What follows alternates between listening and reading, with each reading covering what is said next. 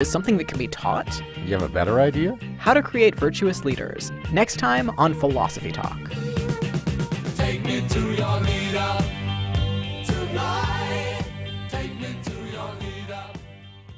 Listen to Philosophy Talk every Tuesday at noon on KSJE 90.9 FM, Farmington.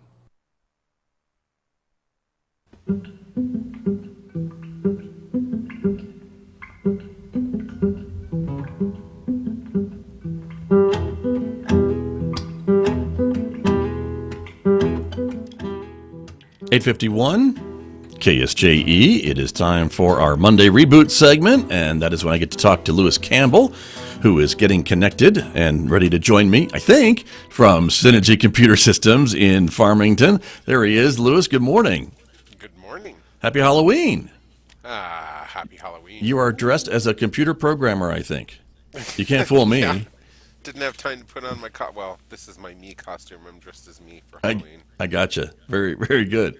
Well, gosh, we've been talking about this, I think, for the past several segments on and off, the big takeover or purchase of Twitter by Elon Musk, and now it has come to pass. He is the owner of Twitter, and we should say he is the principal investor, but he had some other folks there to help him, I guess, to pull off this financial transaction, right? Yeah, and like everything Elon Musk does, he did it with quite a splash. First thing he did was basically fire everybody at the top of the company. Right, that's true. And that's not a surprise, considering the fact he had been publicly dueling with most of them throughout this process. Yeah, and I enjoyed the tweet he sent out when he, I think, purchased the company, and he had himself videoed walking into the headquarters carrying a big sink, right, a porcelain sink, and the caption on the video said, "Let this sink in," I think is what it said. So yeah, and he also gave himself the handle, I believe it was the Chief Twit. Chief Twit, yes, something like this. Right. Yeah. And so we'll see. There's obviously a lot of conversations about what this means for Twitter, for social media. I mean, he has said that he's really in favor of free speech, and so I think that's a great goal. But as we have seen, maybe it's hard to maybe have a social media platform where it's a free for all without any kind of content moderation, and so I think that's a slippery slope and a narrow bridge to cross, I would say. Yeah, he has actually given a lot. I wouldn't say a lot more, but he's given a little more guidance of how that's going to happen. He's forming new moderation. I don't know what you call them, teams or whatever. A new moderation mechanism for Twitter, and he's stated flat out that nothing will be changed until that's in place, and Yeah. what they have in place goes through that process. So he's at least kind of giving us ideas of how he's going to do that. Right. But I guess the big tell will be how advertisers react, right? Because certainly Twitter's not around just to be a public service. He hopes to make money with it, as the previous owners did. And so if advertisers aren't happy and they leave, that could be a problem. Yes. A big problem. Because he's got $44 million to pay back. He's got money to worry about. But that's never really.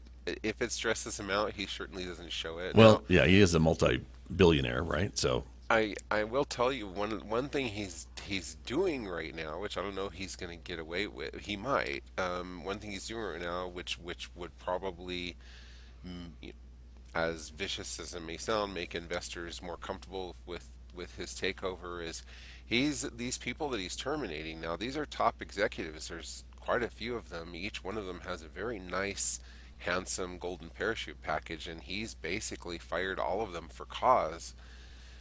Which, if you don't know what that means, it means that you're terminated because it's your fault, because you did something wrong. And by firing them for cause, if he can get away with that, of course they're going to fight it in court. But if he can get away with that, then he doesn't have to honor any of those golden parachute packages. Now we're talking about tens of millions of dollars per executive. So I don't know how much the total is, but I wouldn't be surprised if we're talking about him, saving at least, $50 to $70 million by pulling that off. Now that's the drop in the bucket compared to Twitter's revenue, I would suppose, but it's the kind of thing that would make investors a little more comfortable. Perhaps. That's true. So, very true. Well, we wish him well, and we'll see how it goes, I guess. Yeah. Is the moral of that story.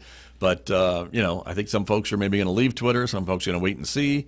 And who knows? But certainly some changes to that social media platform may be coming. What else is going on? What else have you noticed in the news recently about technology? Well, kind of still talking a little bit about Twitter. So an interesting thing that happened while this was going on and this news is being announced, there were a couple of people who hung out outside Twitter headquarters apparently waiting for the news wagons, right? CNN and people. And of course, when they showed up, these individuals pretended to be laid off employees of Twitter. And they did interviews, and CNN actually got pranked by a couple of these people. So CNN did some live interviews with supposedly laid off Twitter employees who turned out not to be Twitter employees, pranksters who were making stuff up. And again, this is interesting to me because it's in our modern, we're so fast paced now, and technology kind of helps us be that way, that I think these news outlets, they have to keep up with this fast pace. They have to take news probably faster than they can vet it, and so we end up with these kinds of things happening. Interesting. Okay. Well, there you go.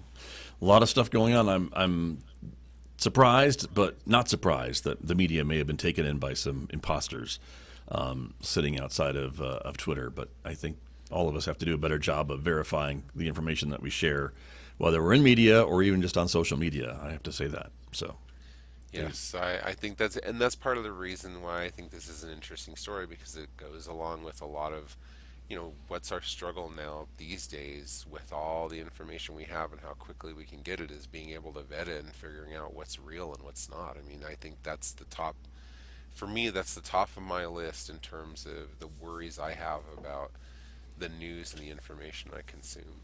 Right. Very true. Very true. Well, all right. Well, Lewis, we're just about out of time this week, but always great to visit with you and catch up with you even on Halloween. So thank you for joining us.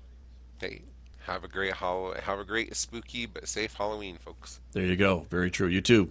Thank you very much. That's Lewis Campbell. He is with Cintigy Computer Systems here in Farmington, my guest this morning on our Monday Reboot segment right here on KSJE Farmington.